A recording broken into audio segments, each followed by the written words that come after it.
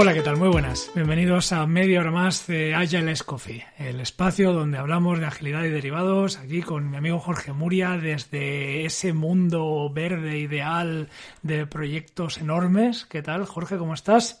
Muy bien, esto es ya embebido en la IA. ¿Estás embebido en la IA? Uf, Sí, tío, ¿cómo ha sonado esa frase? me he dejado vencer ya y soy parte de ella. No sé cómo responder. No sé cómo responder.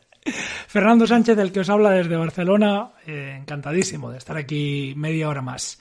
Capítulo en que nuestro amigo culo extremo, nuestro mayor topic master últimamente, con permiso de Jareño, nos dice, oye, ¿y se puede ser ágil haciendo cosas cuyo feedback loop es muy largo? Rollo la transición energética, construir una infraestructura muy gorda. Yo diría que ya tuvimos un capítulo hace tiempo que tocaba de refilón este tema sobre ser ágil en ambientes no ágiles o algo así, pero podemos revisitar el tema, que me parece muy interesante, muy interesante. ¿Te lo habías planteado tú esto, Jorge, antes? ¿Lo veías como algo que Agile no resuelve? ¿Cómo lo enlazarías con el manifiesto ágil? Responde primero a esta última pregunta. Sí, a ver, son muchas preguntas. Lo respondo con algo que me está quedando más claro últimamente, cada vez que hacemos el programa, que es que esto va de respuesta ante el cambio sobre seguir un plan. Esto va de adaptabilidad, lo llames como lo llames. Y obviamente adaptabilidad no es ni ir a salto de mata, ni ser rígido con tu plan. Yo creo que iremos mucho por ahí en el programa de hoy. Fíjate que está claro, ¿no? Que al final Agile nace en el software, ¿no? Y con el tiempo hay una serie de cosas que se han quedado ahí en el imaginario común, como que tienen que ser así, los famosos sprints de 2 semanas con entrega continua, y el manifiesto habla de entrega temprana de valor y de software funcionando. Lo de los sprints y las 2 semanas y tal es un accidente histórico, es simplemente porque Scrum obtuvo más relevancia y se ha quedado. Que de hecho ahora con la IA dicen, no, ya tuvimos un capítulo sobre esto.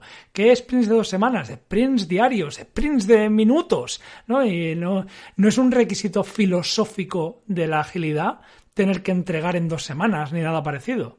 No, obviamente, pero como muchas cosas hay que tener en cuenta el contexto histórico en el que viene esta herramienta. Veníamos de proyectos en los que se hacía todo el desarrollo durante meses y te ponías, después de que estaban todas las piezas hechas cada una por separado, te ponías a juntarlas.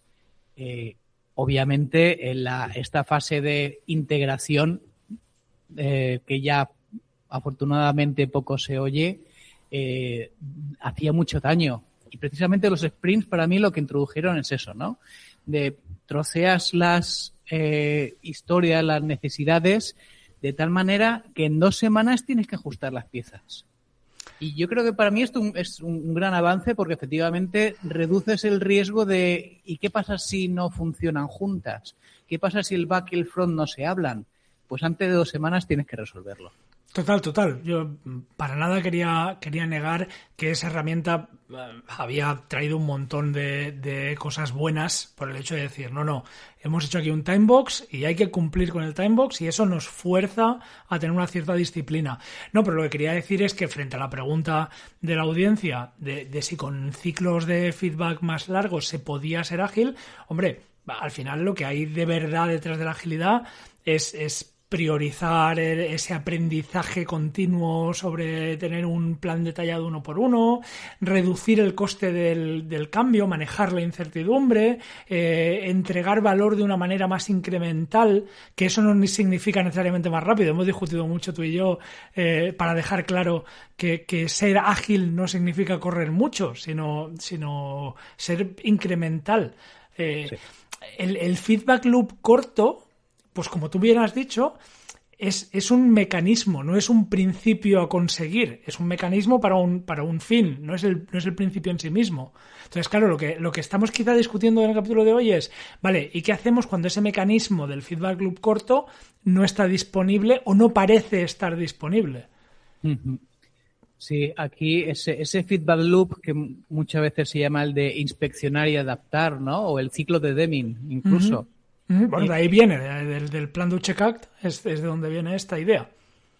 Obviamente, aunque el producto o una pieza del producto tarde muchísimos meses en verse, la clave está en qué puedes inspeccionar. ¿Cuál es el trozo de conocimiento, riesgo, producto, decisión que puedes hacer lo más rápido posible? No hay que esperar, como tú dices, Fernando, a tener el producto ya hecho, tangible, para empezar a inspeccionar, ¿no? Puede ser incluso tener un prototipo, una idea, las primeras piezas, los primeros conceptos que se hablen entre ellos.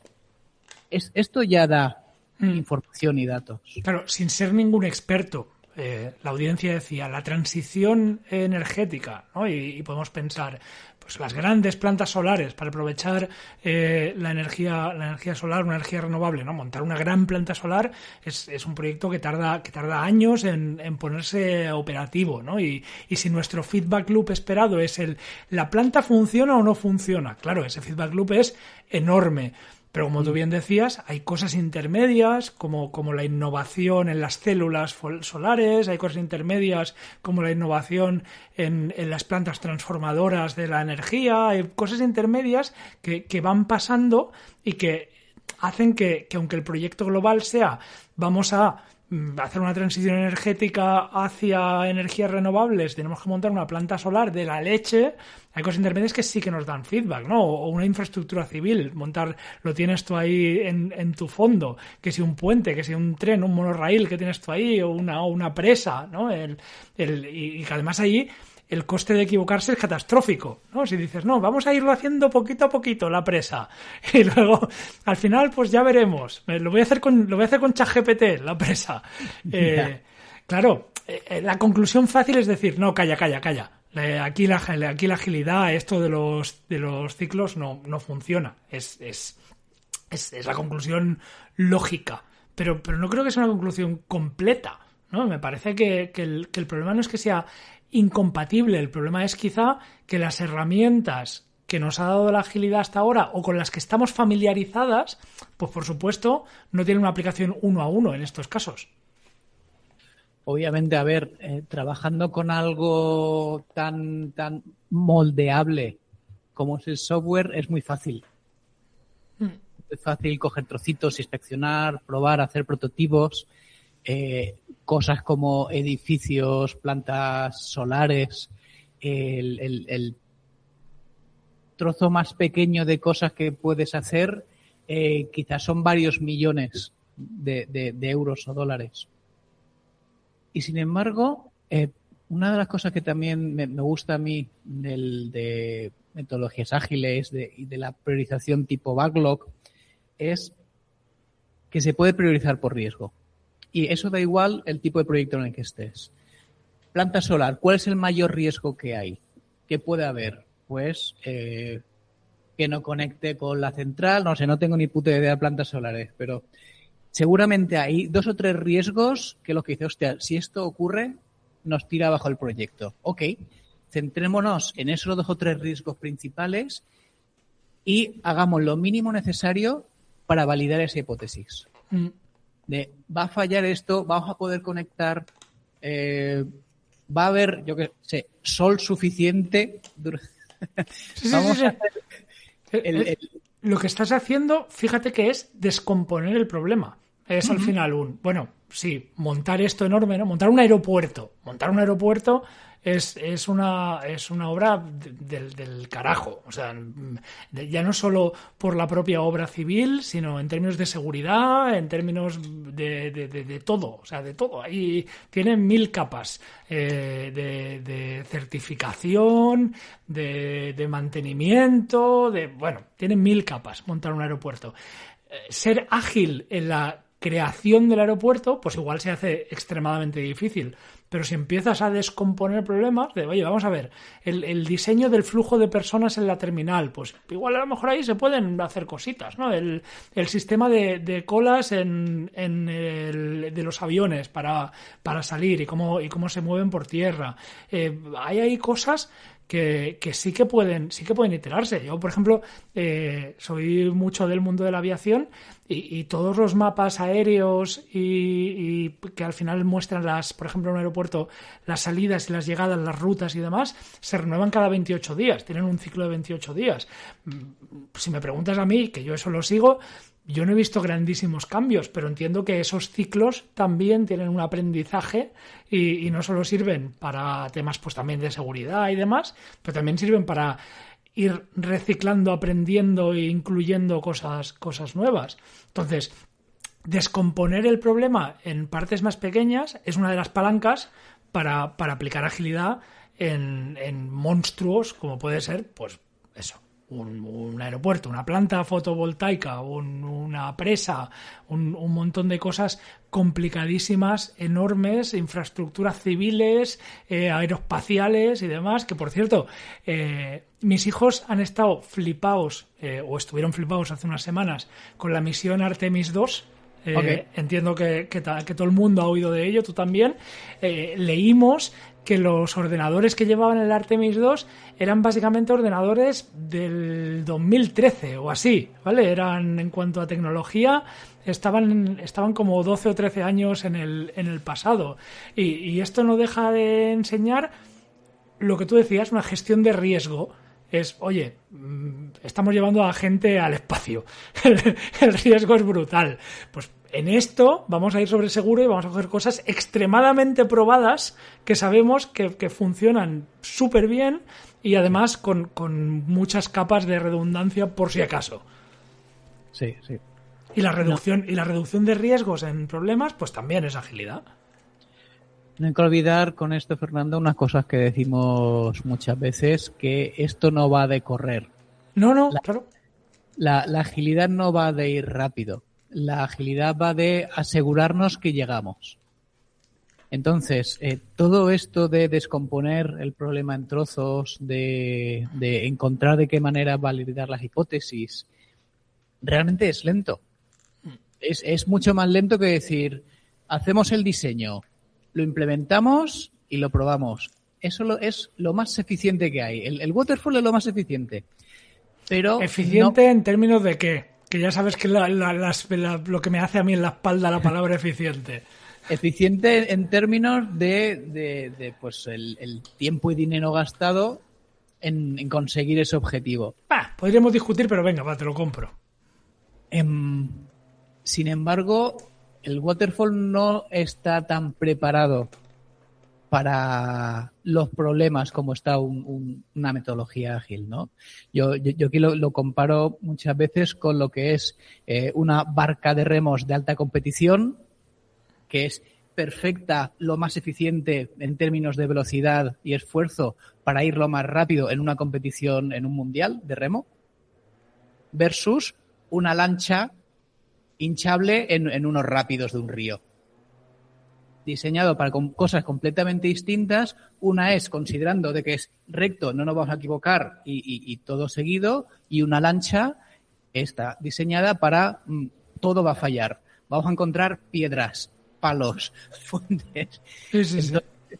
Entonces, para mí es eso, es de tal manera de no buscamos la eficiencia a un primer nivel, quizá un segundo en tercero, pero no a un primer nivel.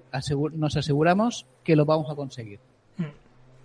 Y hay gente que diría, lo he dicho yo antes, para no culpar a nadie. Hay gente que diría, no, claro, pero es que si vamos a hacer una planta solar del copón o vamos a crear una vacuna nueva para una enfermedad, o funciona o no funciona. A mí no me líes, ¿no? El software funcionando, el valor aportado real, va a llegar al final sí o sí.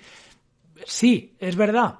Pero fijaos que aunque ese feedback final llegue a 10 años vista, se pueden diseñar proxies que nos están avisando antes de cómo vamos, ¿vale? Ahí, en los ensayos clínicos hay biomarcadores, hay cosas que dices, puedo ir analizando y mirando, pues si este marcador aparece o no, me guía de si estoy en el camino correcto o no. En temas de ingeniería civil se hacen hoy en día un montón de simulaciones, o sea, no se levanta una presa porque sí, hay un montón de simulaciones antes y ciclos de simulación, o en ingeniería aeronáutica, o en mandar a unos señores y a una señora a la luna. Se hacen un montón de simulaciones antes o pruebas de sin irnos en nada tan grande, ¿no? Pero montar un CPD para unos servidores de no sé qué, se pueden hacer pruebas de carga parciales o en la parte de electricidad también se pueden hacer cosas parciales que nos indiquen si la infraestructura pues funciona como toca o no.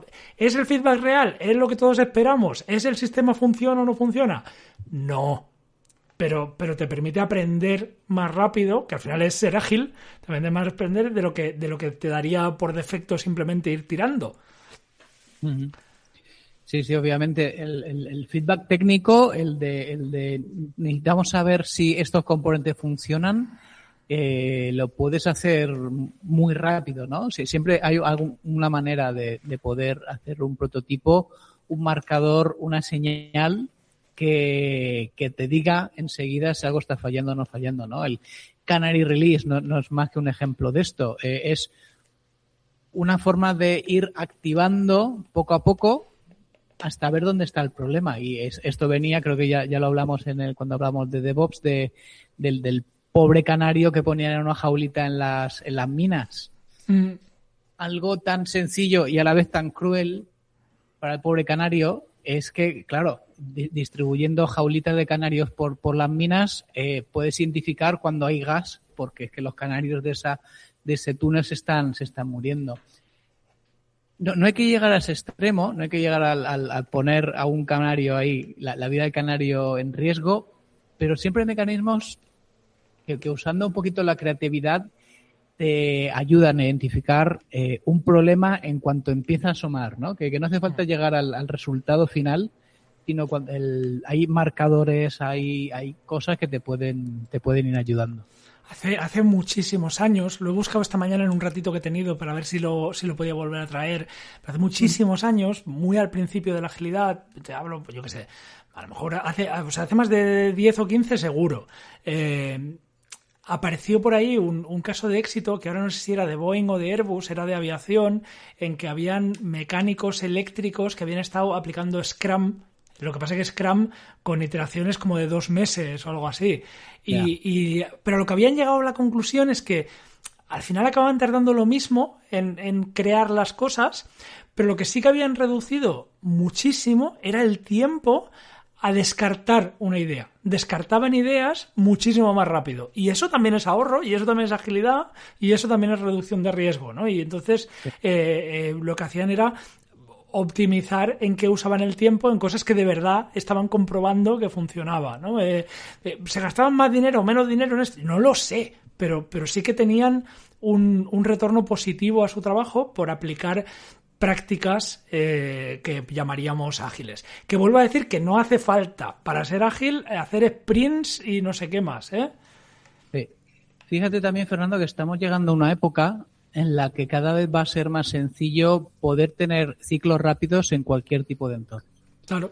El de la robótica es uno que estamos viendo, que está funcionando muchísimo mejor.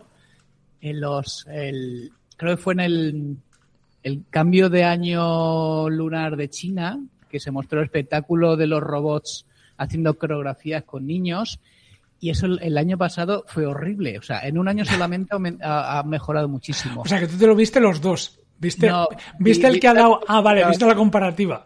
Sí.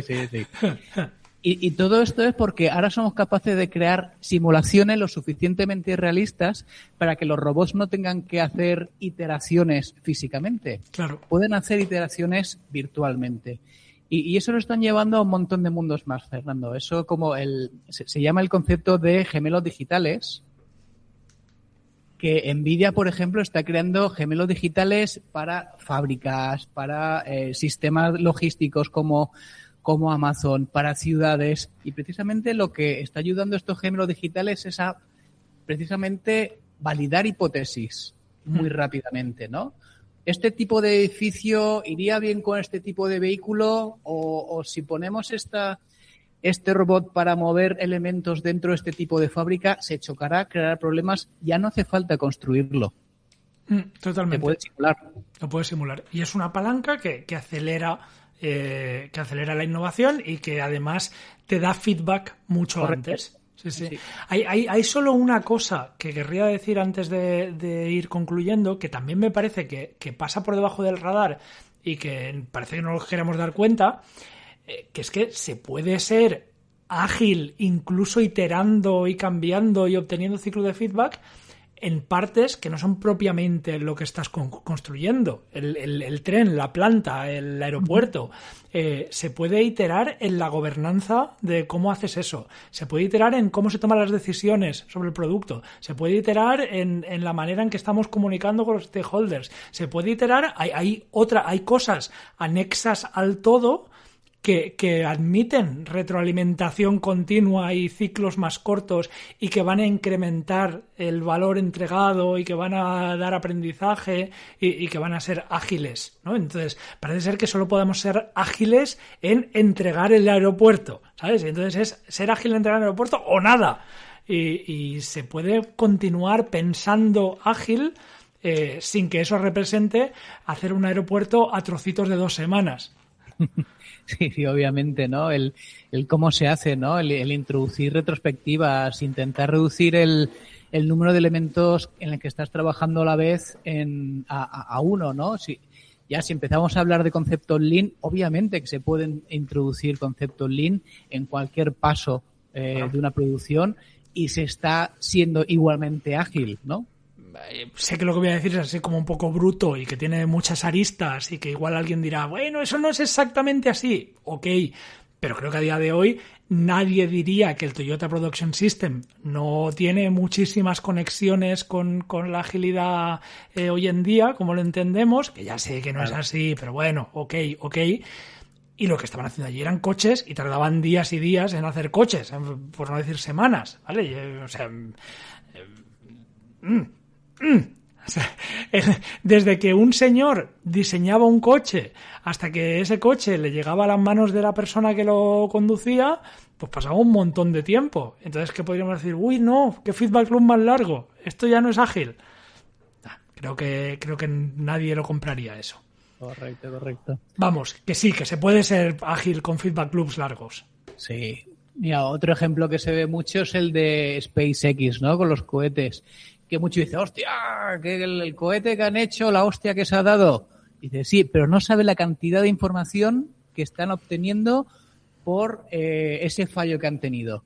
Yo creo que preferirían obtener información de otra manera, pero al menos sí, al menos de eso también recogen información. Claro, es decir, esa tolerancia, más que tolerancia al fallo, el asumir que puede que se falle, ok, vamos a obtener la máxima información posible de ese fallo.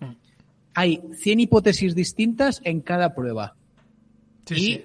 El que falle, pues, valida o refuta de esas 100, 50-50 o las que sean, ¿no? Es una forma de ir iterando. Obviamente, mucho más caro un cohete que lo que puede ser un software, dependiendo de la empresa, pero sí.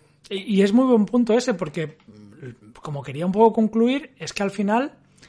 un ciclo de feedback tan largo y con un riesgo tan a largo plazo como lo que describes, puede ser ágil, pero requiere incluso más disciplina. Esto es algo que tú y yo hemos dicho muchas veces, que la agilidad requiere disciplina. Pues requiere más disciplina, no menos. O sea, requiere... no es decir, cuando empezábamos el capítulo... no, es que el ciclo es súper largo, vamos a hacer aquí un waterfall del carajo de 5 años. Claro, pero es que el ciclo largo no es excusa para eso, para hacer un plan de 200 páginas, ¿no? Es una razón para ser aún más fino y más delicado y más deliberado en cuanto qué aprendes, cuándo lo aprendes, cómo lo aprendes y cómo eso va a lo largo del tiempo. Te voy a decir una cosa ya para concluir. Venga. Es muchísimo más ágil para mí el tener un ciclo de quizá 2 meses, que tardan en tener un cohete de estos, los de SpaceX. Y ya lo hacen muy rápido, ¿eh? Y ya lo hacen muy rápido. Que falle y que aprendan muchísimo más ágil que entregar un producto en 2 semanas y no aprender nada de esa entrega. Totalmente. 100%. Vamos, alineadísimos, totalmente. O sea, un dominio con un ciclo tan largo es exactamente uno de los que más mentalidad ágil de aprendizaje, de feedback y tal necesita para evolucionar, porque el coste de equivocarse es mayor, y estamos diciendo que la agilidad es también para manejar ese riesgo y ese cambio. Entonces, la realidad te va cambiando mientras construyes. Si no estás preparado para eso, mal vamos. La transición energética, que era lo primero que nombraba nuestra audiencia. No se puede pensar como un plan estático al del siguiente siglo. O sea, nadie puede imaginarlo así. Es una serie de objetivos, es una serie de cosas que van a ir pasando, que sí que podemos esbozar, pero que iremos llevando mientras sucede.